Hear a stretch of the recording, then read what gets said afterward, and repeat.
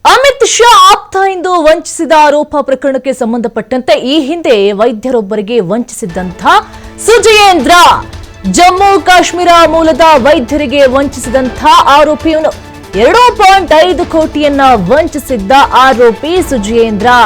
ಈ ಕೇಸ್ ಸಂಬಂಧ ಆರೋಪಿಯನ್ನ ಬಂಧಿಸಿದ್ದ ವಿಜಯನಗರ ಪೊಲೀಸರು ಈ ವೇಳೆ ಮನೆಯಲ್ಲಿ ಪರಿಶೀಲನೆಯನ್ನ ನಡೆಸಿದ್ರು. ಪೊಲೀಸರು ಈ ವೇಳೆ ಮನೆಯಲ್ಲಿ ಹಲವು ಲೆಟರ್ಗಳು ಕೂಡ ಪತ್ತೆಯಾಗಿತ್ತು. ಬಳಿಕ ಲೋಕಭವನಕ್ಕೆ ಪತ್ರ ಬರೆದಿದ್ದಂತಹ ವಿಜಯನಗರ ಪೊಲೀಸರು ಲೋಕಭವನದ ಲೆಟರ್ ಹೆಡ್ ಅನಧಿಕೃತವಾಗಿ ದುರ್ಬಳಕೆ ಮಾಡಿರುವುದು ಕೂಡ ಪತ್ತೆಯಾಗಿರುವಂತದ್ದು. ನಕಲಿ ಪತ್ರಗಳು ಸಿಕ್ಕ ಬಗ್ಗೆ ಉತ್ತರ ನೀಡುವಂತೆ ನೋಟಿಸ್ ಅನ್ನು ಕೂಡ ಕೊಡಲಾಗಿದೆ. ಈಗ ಅಮಿತ್ ಶಾ ಆಪ್ತ ಅಂತ ಹೇಳಿ ಸಾಕಷ್ಟು ಜನರಿಗೂ ಕೂಡ ಮೋಸವನ್ನ ಮಾಡ್ತಾ ಇದ್ದ, ನಂಬಿಸಿ ವಂಚನೆಯನ್ನ ಮಾಡ್ತಾ ಇದ್ದ. ನೋಡಿ, 2.5 ಕೋಟಿಯನ್ನ ವಂಚಿಸಿದ್ದಂತಹ ಆರೋಪಿ ಸುಜೇಂದ್ರ. ಈ ಕೇಸ್ ಸಂಬಂಧ ಆರೋಪಿಯನ್ನು ಕೂಡ ಬಂಧಿಸಿದ್ರು ಪೊಲೀಸರು. ಅದೇ ವೇಳೆ ಮನೆಯಲ್ಲಿ ಪರಿಶೀಲನೆ ಕೂಡ ನಡೆಸಿದ್ರು. ಆ ವೇಳೆ ಮನೆಯಲ್ಲಿ ಹಲವು ಲೆಟರ್ಗಳು ಕೂಡ ಪತ್ತೆಯಾಗಿತ್ತು.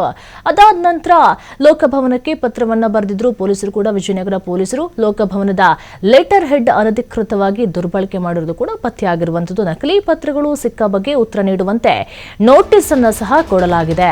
ಈಗ ಕೇಸ್ ಸಂಬಂಧ ಈ ಆರೋಪಿಯನ್ನ ಸಹ ಬಂಧಿಸಲಾಗಿದೆ. ನಾನು ಅಮಿತ್ ಶಾ ಆಪ್ತ ಅಂತ ಹೇಳಿ ಸಾಕಷ್ಟು ಜನರಿಗೆ ವಂಚನೆಯನ್ನ ಮಾಡಿದ್ದೆ. ಇವನು ಜಮ್ಮು ಕಾಶ್ಮೀರ ಮೂಲದ ವೈದ್ಯರಿಗೆ ವಂಚಿಸಿದ್ದಂಥ ಆರೋಪಿ. ಹಿಂದೆನೂ ಕೂಡ ವೈದ್ಯರೊಬ್ಬರಿಗೆ ವಂಚಿಸಿದಂತಹ ಸುಜೇಂದ್ರ. ನಾನು ಅಮಿತ್ ಶಾ ಆಪ್ತ ಅಂತ ಹೇಳಿ ವಂಚನೆಯನ್ನ ಮಾಡ್ತಾ ಇದ್ರು. ಈಗ ಪೊಲೀಸರು ಈ ಆರೋಪಿಯನ್ನ ಬಂಧಿಸಿದ್ದಾರೆ. ಅವನ ಮನೆಯನ್ನು ಕೂಡ ಹುಡುಕಾಡಿ ಲೆಟರ್ಗಳು ಕೂಡ ಸಿಕ್ಕಿರುವಂಥದ್ದು.